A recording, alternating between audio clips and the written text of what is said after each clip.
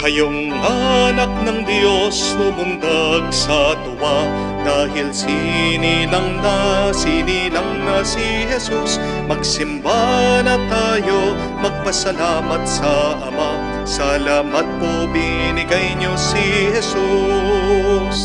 Pastol sa bukirin, nagpastol mga tupa, kanila nagpakita ang anghel ng Diyos. Huwag kayong matatakot, maganda ang balita ko. Ngayong gabi sinilang ng manunubos. Ngayong anak ng Diyos lumundag sa tuwa, dahil sinilang na si Jesus. Magsimba na tayo, magpasalamat sa Ama. Salamat po binigay niyo si Jesus.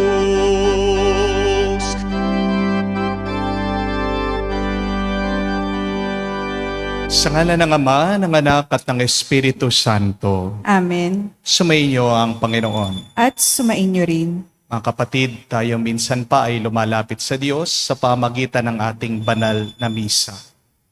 Marami tayong pinagdarasal, marami tayong pinapanalangin, binubulong sa Kanya. Pero tinuturuan tayo ng Panginoon sa pamagitan ng ating mga pagbasa ngayon kung paano masasagot ang ating mga kahilingan. Una, sa unang pagbasa, sabi niya kailangan nating paniwalaan mula sa ating puso.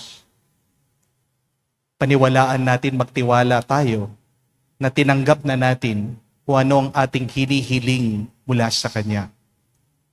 At pangalawa, sa Ebanghelyo, kailangan tayong matutong magpakumbaba. Mula sa ating pagpapakumbaba, diyan tayo makakatanggap ng pagpapala. Sa maraming beses na kung saan tayo ay nanalangin pero di tayo nagtiwala, meron pa ring pagdududa, tayo nag-aalala, sa mga pagkakataon din na kung saan tayo ay puno ng kataasan ng loob. Hingin natin muli ang awa ng Diyos para tayo ay makitang karapat dapat makatanggap muli sa mga banal na misteryo. Inaamin ko Sa makapangyarihang Diyos at sa inyo mga kapatid, na lubha akong nagkasala sa isip, sa salita, sa gawa, at sa aking pagkukulang.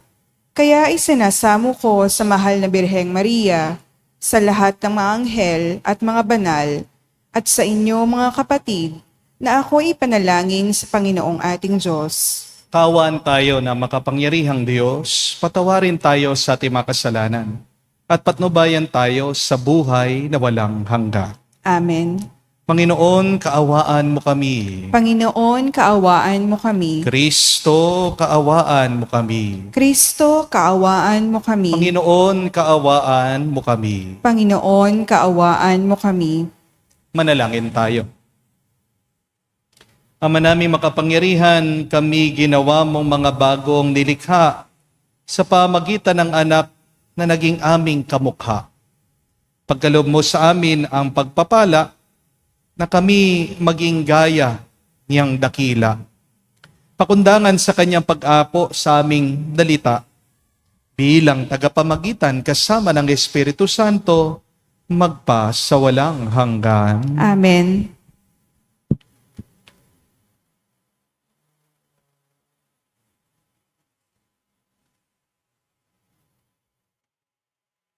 Pagbasa mula sa unang sulat ni Apostol San Juan. Minamahal kong mga kapatid, hindi tayo nag-aatubiling lumapit sa anak ng Diyos, sapagkat alam nating ibibigay niya ang anumang hingin natin na naaayon sa kanyang kalooban. Yamang alam nating dinirinig nga niya tayo, alam din nating ibinigay niya ang hinihiling natin sa kanya. Kung makita ni Numan ang kanyang kapatid, ay gumagawa ng kasalanang di hahantong sa kamatayang espiritual, ipanalangin niya ang kapatid na iyon, at ito'y bibigyan ng bagong buhay. Ito'y para sa mga kapatid na ang kasalanan ay hindi hahantong sa kamatayang espiritual. may kasalanang hahantong sa kamatayang espiritual, at hindi ko sinasabing idalangin ninyo ang sino mang gumagawa nito. Ang lahat ng gawaing di matuwid ay kasalanan. Ngunit may kasalanang hindi hahantong sa kamatayang espiritual. Alam nating ang mga anak ng Diyos ay hindi nagpapatuloy sa pagkakasala, sapagkat iniingatan sila ni Jesucristo at hindi sila maaaring anhin ng dyablo. Alam nating tayo'y mga anak ng Diyos at ang buong sanlibutan ay nasa kapangyarihan ng dyablo. At nalalaman nating naparito ang anak ng Diyos at binigyan niya tayo ng pangunawa upang makilala natin ang tunay na Diyos. At tayo'y nasa tunay na Diyos sa kanyang anak na si Jesucristo. Ito ang tunay na Diyos at buhay na walang hanggan. Mga anak, lumayo kayo sa mga Diyos-Diyosan. Ang salita ng Diyos. Salamat sa Diyos.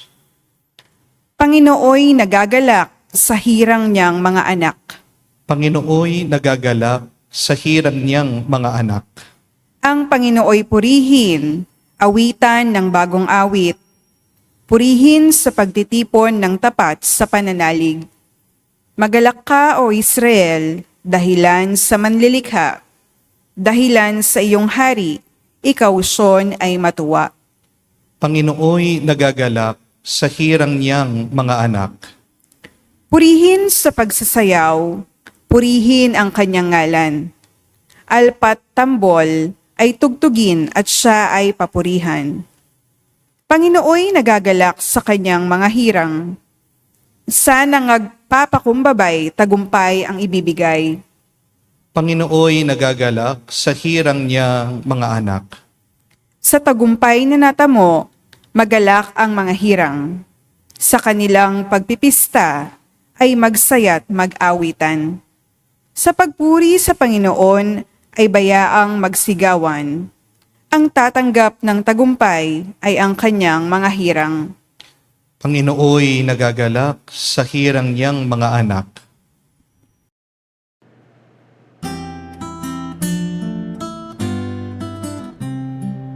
Alleluia, alleluia, alleluia, alleluia, alleluia, alleluia, alleluia, alleluia, alleluia, alleluia, alleluia, alleluia. Bayang nasa kadiliman, sa lilim ng kamatayan, ngayoy naliliwanagan. Aleluya, aleluya. Sumainyo ang Panginoon. At sumainyo rin. Ang mabuting balita ng Panginoon ayon kay San Juan. Papuri sa iyo, Panginoon. Nung panong yon si Jesus at ang kanyang mga alagad ay nagpuntas sa lupain ng Judea. Nanatili siya roon ng kaunting panahon kasama nila at nagbinyag. Si Juan ay nagbibinyag din naman doon sa Enon, malapit sa Salim, sapagkat maraming tubig doon. Pumupunta sa kanya mga tao at nagpapabinyag. Hindi pa nakabilanggo noon si Juan. Minsan, nakatalo na mga alagad ni Juan ang isang Hudyo tungkol sa tanging paraan ng paglilinis. Kaya't pumunta sila kay Juan at sinabi sa kanya, Rabay, yung pong lalaking kasama ninyo sa ibayo ng Hordan na inyong pinatotohanan ay nagbibinyag din. At nagpupunta sa kanya ang lahat. Sumagot si Juan, walang tatanggapin ang taong malibang ipagkaloob sa kanya ng Diyos. Kayo rin ang makakapagpatunay na sinabi kong hindi ako ang Kristo. Sugo lamang ako mauuna sa kanya. Ang babaeng ikakasal ay para sa lalaking ikakasal. Ang abay na naghihintay sa pagdating na lalaking ikakasal ay lubos na nagagalak pagkarinig sa tinig nito. Gayon din naman, lubos na ang kagalakan ko ngayon. Kinakailangan siya ang maging dakila at ako na may magbaba. Mga kapatid, ang mabuting balita ng ating Panginoon. Pinupuri ka namin, Panginoong Heso Kristo. Magandang araw po muli sa inyong lahat. May dalawa po tayong choice o pwedeng pagpilian sa buhay. One, you can either choose to compete, or second, you can choose to complete. Saan po kayo sa dalawang yan? Ikaw ba ay nakikipagpaligsahan o ikaw ba ay nakikipagtulungan? Do you know what is the difference between competing and completing? Ano pong pagkakaiba ng dalawang bagay na ito? Isang letra lang po. It is the letter L.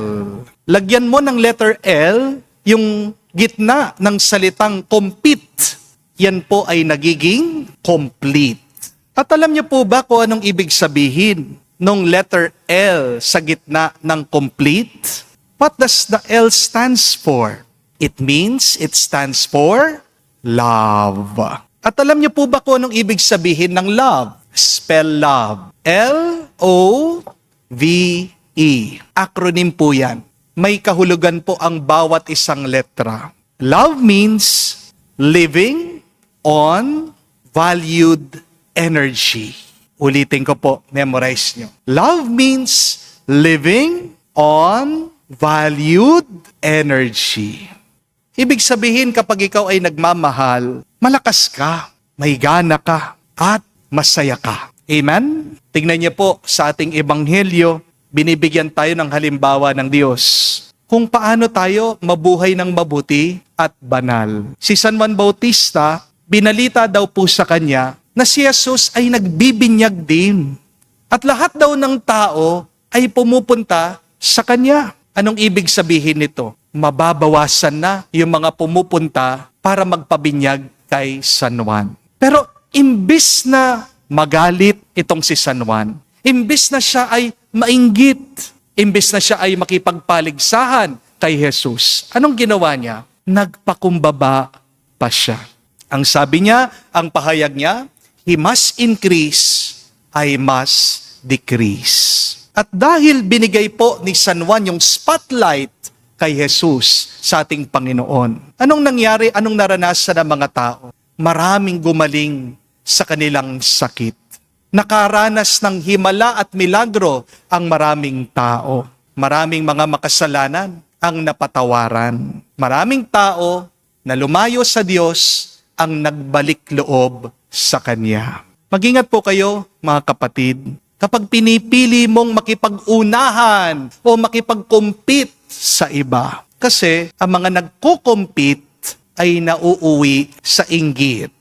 Amen? At kapag may competition sa pamilya, tingnan niyo po, nagsusumbatan na, may nangungwenta, may nagtatanim ng hinanakit at sakit ng loob. Di po ba? Kapag merong kompetisyon sa trabaho, magsisiraan ang mga magkakaopisina, maglalamangan sa trabaho, walang tunay na serbisyo, puro pressure na lang. Di po ba? Kapag may kompetisyon na sa simbahan, nagpapalakasan kay Pader, nagpapabida doon sa altar, puro palabas na lang.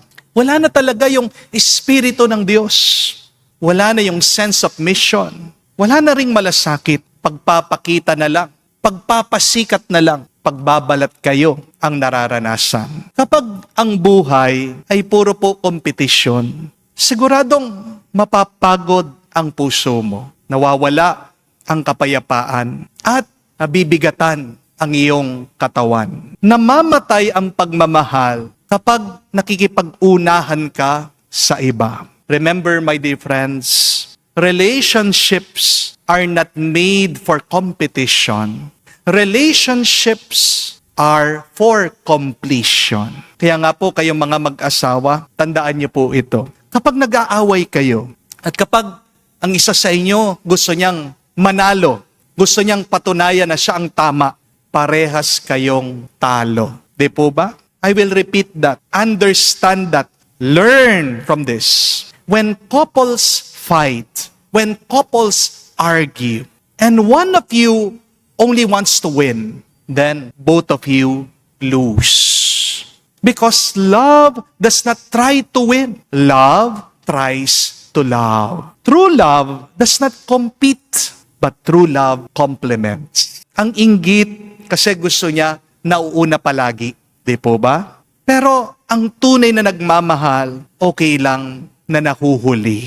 Di ba? Kayong mga magulang, okay lang sa inyong mahuling kumain. Basta't nakikita nyo, busog ang inyong mga minamahal. Kapag in love ka sa isang babae, pinapauna mo siyang sumakay sa sasakyan. Ang tunay na nagmamahal, hindi niya ninanais na mauna. Ang tunay na nagmamahal, gusto niyang mauna ang kanyang minamahal. Kaya nga po sa pamilya, kung gusto nitong maging masaya, dapat walang lamangan, walang paligsahan, dapat merong pagbibigayan. Amen? Ang tunay na masayang pamilya, nagtutulungan. Alam niyo po ba na mas masaya yung mga pamilyang nakatira sa baryo kaysa sa mga nakatira sa private subdivision? Bakit po? Kasi pansinin niyo po, yung mga pamilyang nakatira sa baryo, yung mga walang bakod, kapag meron pong nagbe-birthday sa isang tahanan, kahit na hindi naman po humihingi yung mga kapitbahay nila, bibigyan nila, magpapadala sila ng pagkain. Hindi po ba? Sa subdivision, kung hindi ka i-invite, wag kang pupunta. Baka mapahiya ka pa. Nung pong bata ako, naranasan ko ito. Kapag wala po kaming ketchup, toyo, suka, kasabihin po ng aking lola, punta ka doon sa kapitbahay, hingi ka. Nung una po, nahihiya ako. Pero, alam nyo, mga kapitbahay talaga, may malasakit, napakabait. Minsan, uuwi ako, hindi lang po ketchup ang dala ko. May kasama pang chicharon, may kasama pang pansit minsan. Kapag walang kanin, yung kapitbahay namin noon, di man po sila nahihiya, pupunta sa amin, hihingi. Bibigyan namin sila. Sa subdivision, mahihiya ka pa na kumatok doon sa kapitbahay mo. Kasi mataas yung bakod niya. Tatakot ka. Makikita mo, naka-electric fence pa. Nakaka-intimidate minsan. Kasi naka-digital lock pa sila. Ang mga nakikipagpaligsahan, nakikipag-unahan, hindi lang po malungkot ang mga yan. Gutom pa sila. Di po ba?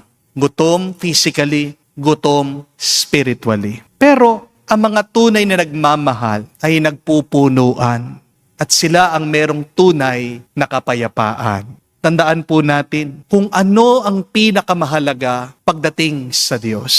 Pagdating naman ng panahon, pag lumisan na tayo dito sa mundo, kapag nakaharap natin ang Diyos, hindi naman po tatanungin ng Diyos sa atin, sinong pinakamagaling sa inyo? Hindi naman po tatanungin, sinong pinakamaraming achievement? Sinong pinakamaraming napahanga? Sinong talaga nagwagi sa buhay? Ang tatanong po ng Diyos sa atin, pagkatapos ng ating buhay, ilan ang natulungan mo? Ilan ang minahal mo? Ilang tao ang lumakas dahil sa iyo? Kaya nga po mga kapatid, 3 bagay po sanang inyong tandaan. Una, ang buhay ay hindi karera. Ito po ay misyon. Lalong-lalo na kayo mga bumagsak sa bar exam, tandaan niyo ito. Hindi mahalaga sinong una na pumasa. Ang mahalaga ay yung pag ikaw ay pumasa, makakatulong ka. Amen? Hindi tayo nabubuhay dito sa mundo para makipag-unahan sa iba. Tayo'y nabubuhay dito sa mundo para magmahal, para maging masaya. Paano? Pag tayo'y nagkakaisa, pag tayo ay nagsasama-sama. Amen? Pero pangalawa, tandaan niyo po, love does not compete. Love always complete. Ang tunay na pagmamahal ay hindi naman nakikipagtaasan o hindi nagbababa ng sarili para ang iba ay mauna. At pangatlo, kahuli-ulihan, kapag ikaw ay nagmamahal, oo, magsasakripisyo ka, pero ikaw ay matutuwa, ikaw ay mapupuno dahil makikita mo may nabubuo kang tao.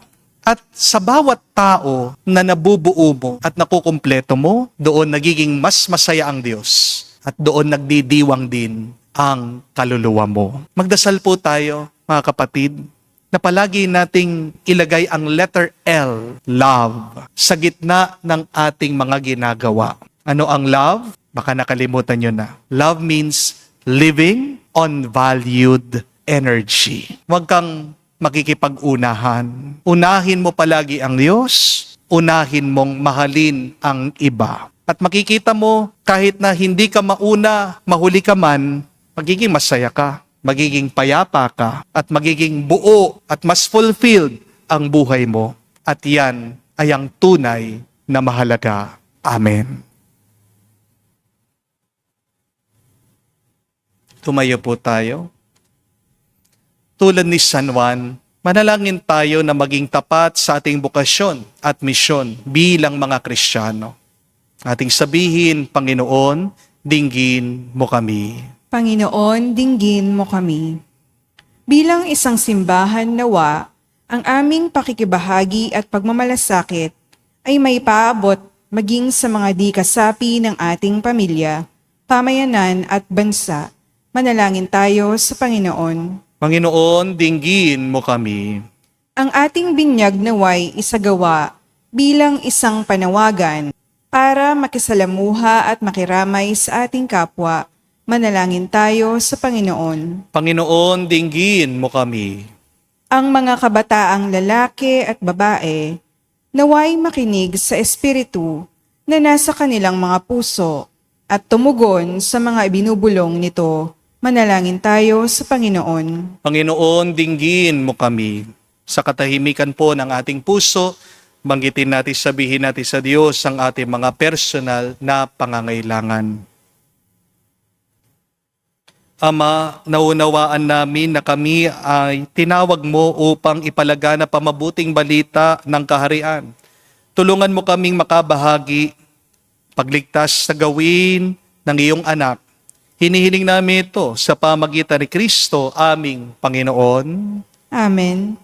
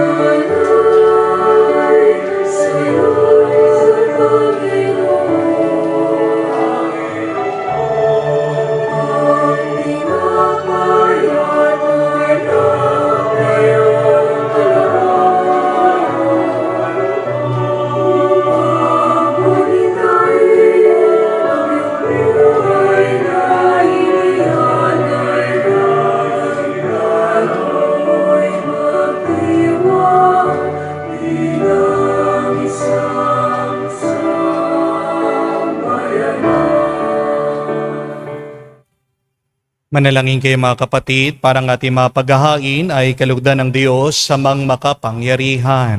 Tanggapin nawa ng Panginoon itong paghahain sa iyong mga kamay, sa kapurihan niya at karangalan, sa ating kapakinabangan at sa buong sambayan niyang banal. Ama naming lumikha, ang tapat na pag-ibig at pagkakasundo ay sa iyo nagmumula. Pagkaloob mong aming mahainan ng mga alay at iyong kadakilaan, at aming mapagsaluhan sa banal na pakikinabang, ang aming pinagdiriwang sa pamagitan ni Jesucristo, kasama ng Espiritu Santo, magpa sa walang hanggan. Amen. Sumainyo ang Panginoon. At sumayin niyo rin. Itaas sa Diyos sa inyong mga puso at diwa. itinaas na namin sa Panginoon. Pasalamatan natin ang Panginoong ating Diyos. Marapat na siya ay pasalamatan. Ama naming makapangyarihan, tunay nga marapat ikaw ang aming pasalamatan sa pamagitan ni Kristo na aming Panginoon, sa katauhan ng iyong sinugong Mesiyas, nahayag sa amin ang katuparan ng iyong balak. Ngayon nga'y iyong pinakikita sa tanan ang liwanag na tumanglaw sa sangkatauhan. Sa pagpapahayag ng anak mong ginigiliw na siya ang hindi naiiba sa amin, minarapat mo sa pagkataon namin magniningning ang kariktan ng kadakilaan niyang di magmamaliw. Kaya kay isa na manghel nagsisiawit ng papuri sa iyo. Nang walang humpay sa kalangitan, kami nagbubunyi sa iyong kadakilaan.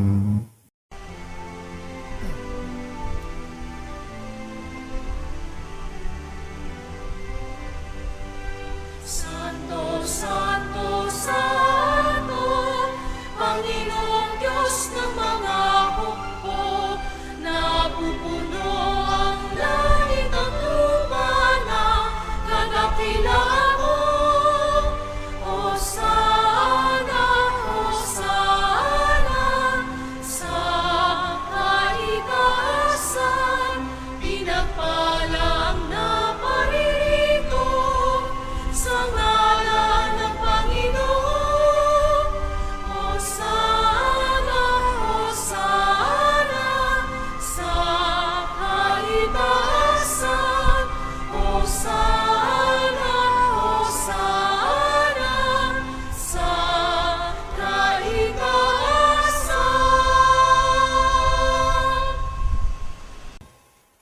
Ama naming banal, ikaw ang bukal ng tanang kabanalan. Kaya't sa pamagitan ng iyong Espiritu, gawin mong banal ang mga kaloob na ito upang para sa amin maging katawan at dugo ng aming Panginoong Heso Kristo. Bago niya pinagtiis ang kusang loob na maging handog, hinawakan niyang tinapay, pinasalamatan kanya. Pinaghati-hati niya iyon, inabot sa kanyang malagad at sinabi, "Tanggapin ninyong lahat ito at kanin. Ito ang aking katawan na ihahandog para sa inyo."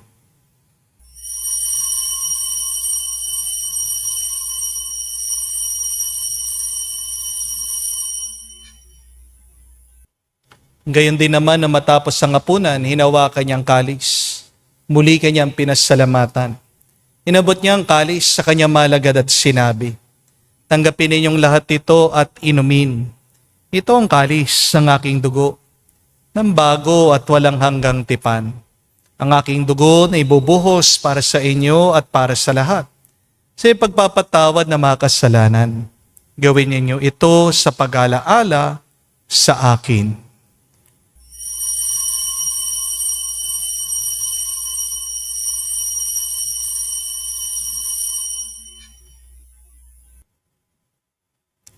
Ang misteryo ng pananampalataya. Aming ipinahayag na namatay ang iyong anak, nabuhay bilang Mesiyas at magbabalik sa wakas para mahayag sa lahat. Ama, ginagawa namin ngayon ang pag-aalaala sa pagkamatay muling pagkabuhay ng iyong anak. Kaya tinialay namin sa iyo ang tinapay nagbibigay buhay at ang kalis na nagkakalob ng kaligtasan. Kami nagpapasalamat dahil kami iyong minarapat na tumayo sa harap mo para maglingkod sa iyo. Sinasamo namin kami magsalo-salo sa katawan at dugo ni Kristo ay mabuklod sa pagkakaisa sa pamagitan ng Espiritu Santo. Amalingapin mong iyong simbahan, laganap sa buong daigdig. Puspusin mo kami sa pag-ibig. Kaisa ni Leon ang aming Santo Papa, Florentino aming Arsobispo, at ng Tanang Kaparian. Alalahanin mo rin ang aming mga kapatid na nahimlay. May pag-asang sila'y muling mabubuhay. Gayun din naman lahat ng mga pumanaw, kaawaan mo sila't patuloyin sa iyong kaliwanagan. Kaawaan mo at pagindapatin kaming lahat na makasalo sa iyong buhay na walang wakas. Kaisa na mahal na Birhen Maria, Ina ng Diyos, kay isa ni San Jose ang kanyang maluwalhating esposo, kay isa ng mga apostol, lahat ng mga banal na namuhay dito sa daigdig na kalugod-lugod sa iyo. May pagdiwang nawa namin ang pagpupuri sa ikararangal mo sa pamamagitan ng iyong anak kaming Panginoong Hesu Kristo. Sa pamamagitan ni Kristo, kasama niya at sa Kanya, ang lahat ng parangal at papuri ay sa iyo, Diyos Ama, makapangyarihan, kasama ng Espiritu Santo, magpasawalang hanggan. Amen. Amen. Amen. Amen. Amen. Amen. Sa nakagaling na utos sa turo ni Jesus sa Panginoon natin at Diyos, ipahayag natin ng lakas, loob.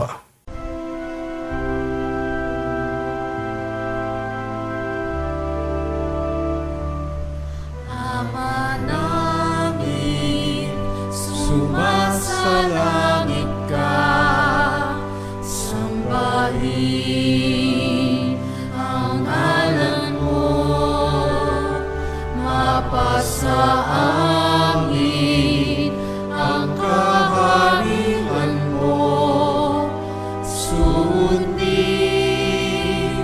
ang loob mo dito sa lupa para lang sa langit. Bigyan mo kami ngayon ng aming kakanin sa araw-araw at patawarin mo kami sa aming mga sala para ng pagpapatawad namin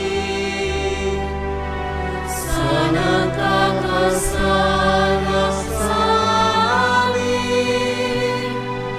At huwag mo kaming ipahintulot sa tukso, at iadya mo kami sa lahat ng masama.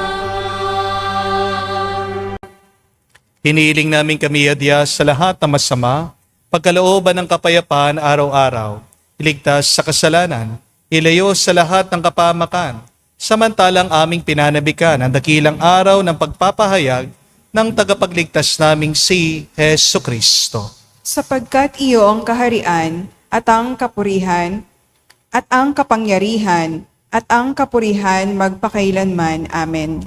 Panginoong Hesu Kristo, sinabi mo sa mga apostol, kapayapaan ang iniiwan ko sa inyo, ang aking kapayapaan binibigay ko sa inyo. Tunghayan mo ang aming pananampalataya at huwag ang aming pagkakasala. Pagkalooban mo kami ng kapayapaan at pagkakaisa ayon sa iyong kalooban, kasama ng Espiritu Santo, magpa sa walang hanggan. Amen. Kapayapaan ng Panginoon ay laging sumainyo. At sumayo rin. Magbigayan po tayo ng kapayapaan sa bawat isa. Pisuin niyo po, kapayapaan po sa inyong lahat.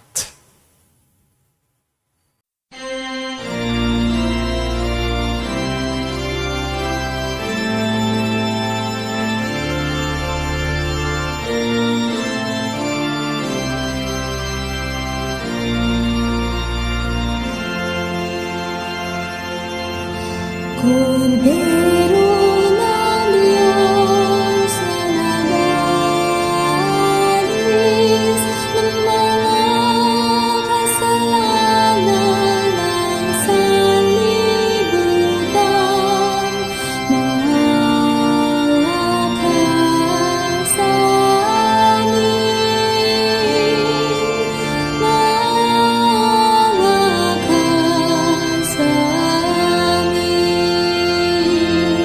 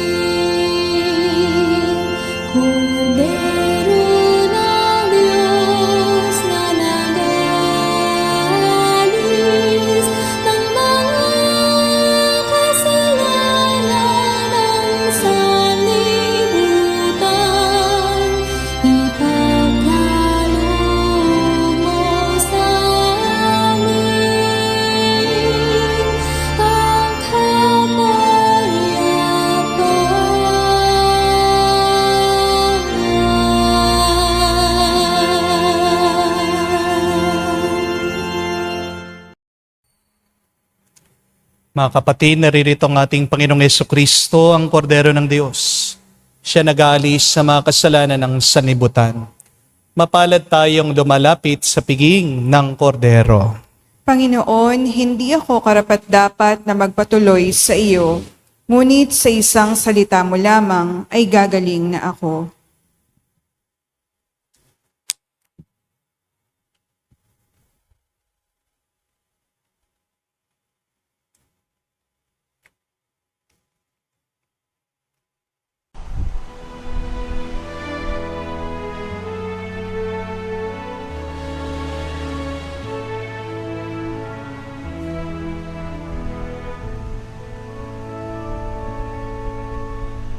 Silent night, holy night, all is calm, all is bright, round young Virgin Mother and Child.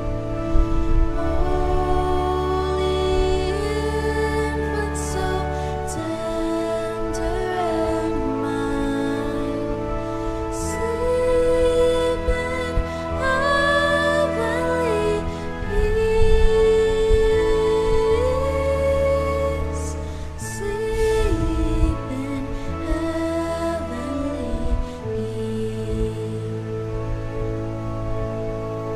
Mid the silent night, the stars are shining. Shepherds on the hills, watching in keen night. The folks and flocks are in the forest calm, keeping and watching on the clouds bright. Silent Virgin, silent night, holy infant, so tender and night, sleep in peace, sleep in heaven, sleep in heavenly peace. Manalangin tayo. Ama naming mapagmahal, kaming pinagsalo mo sa iyong banal na piging, ay papakinabangan mo sa iyong dakilang pag-ibig, ngayon at kailanman, upang pagkalipas ng mga kaloob mong pansamantala, makamtan namin ang aming inaasahang pampalagian sa pamagitan ni Jesucristo, kasama ng Espiritu Santo, magpa sa walang hanggan. Amen. Inanyayahan ko po kayo ngayon, lagay ang inyong mga kanang kamay sa inyong mga dibdib. Sabay-sabay po nating dasalin the miraculous prayer of Padre Pio for the healing of our sick brothers and sisters. Heavenly Father, I thank you for loving me. I thank you for sending your Son, our Lord Jesus Christ, to the world to save and to set us free. I trust in your power and grace that sustain and restore me. Loving Father, touch me now with your healing hands, for I believe that your will is for me to be well in mind, body, soul, and spirit. Cover me with the most precious blood of your Son, our Lord Jesus Christ, from the top of my head to the soles of my feet. Cast out anything that should not be in me. Root out any unhealthy and abnormal cells. Open any blocked arteries or veins and rebuild and replenish any damaged areas. Remove all inflammation and cleanse any infection by the power of Jesus' precious blood. Let the fire of your healing love pass through my entire body to heal and to make new and diseased areas. so that my body will function the way you created it to function. Touch also my mind and my emotion, even the deepest recesses of my heart. Saturate my entire being with your presence, love, joy, and peace, and draw me ever closer to you every moment of my life. And Father, fill me with your Holy Spirit and empower me to do your works, so that my life will bring glory and honor to your holy name. I ask this in the name of Jesus Christ, our Lord. Amen. We ask for the intercession of our Blessed Mother, Mary. Hail Mary, full of grace, the Lord is with you. Blessed are you among women, and blessed is the fruit of your womb, Jesus. Holy Mary, Mother of God, pray for us sinners, now and at the hour of our death. Amen. Padre Pio o Petralcina, Pray for us. muli po ako'y nagpapasalamat sa inyong lahat na sumusubaybay bawat Sabado sa ating Healing Mass. Paalaala lang po, hindi po ako nagtitinda, nagbebenta ng healing oil. It has come to my attention, meron pong poser o scammer na i-message po kayo, nagpapanggap na ako at nagbebenta po ng healing oil. Lahat po ng ating mga oil o langis na pinamimigay dito sa parokya ay libre. Wala pong bayad. Kung kayo po ay pupunta dito, bibigyan po namin kayo, hindi namin kayo sisingilin.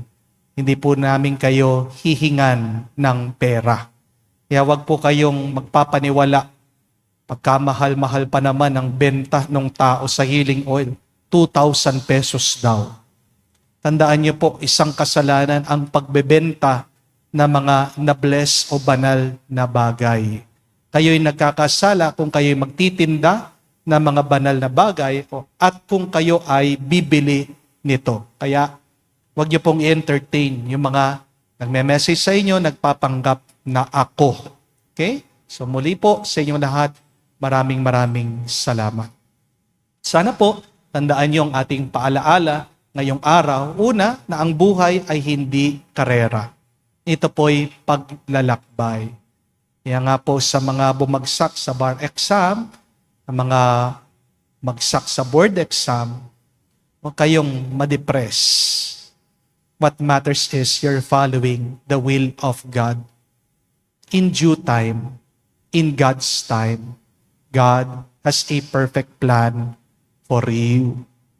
Ang mahalaga hindi yung mauna ka, pero unahin mong kagustuhan ng Diyos. At anong kagustuhan niya? Ang umibig ka, ang magmahal ka. Kaya nga, wala pong lugar sa pagmamahal ang pakikipag-unahan. Love completes, it does not compete. Tandaan mo, kapag meron kang taong pinupuno, yan bumabalik din ang pagpapalang yan sa iyo. Ikaw din ay bubuuin at pupunuin ng pagpapala ng Diyos. Kaya po sa araw na ito, pagdasal po natin ang mga kapatid natin na nalulungkot dahil sila'y nabigo na pumasa sa bar exam, sa board exam. Pagdasal din po natin ang ating mundo dahil sa mga gustong manguna, gustong maging mas mayaman, gustong maging mas makapangyarihan, at itong nagiging mitya ng gulo, ng gera, ng away ng mga bansa. Remember, my dear friends, it doesn't matter if you are first. What matters most is you love. And when you love, you will have joy and peace. Sumayin niyo ang Panginoon. At sumain niyo rin. At kayo'y pagpalain ng Diyos, makapangyarihan sa lahat. Sa ngalan ng Ama, ng Anak, ng Espiritu Santo. Amen. Ang ating misa ay natapos na. Pumayo kayo sa kapayapaan ni Kristo. Salamat sa Diyos.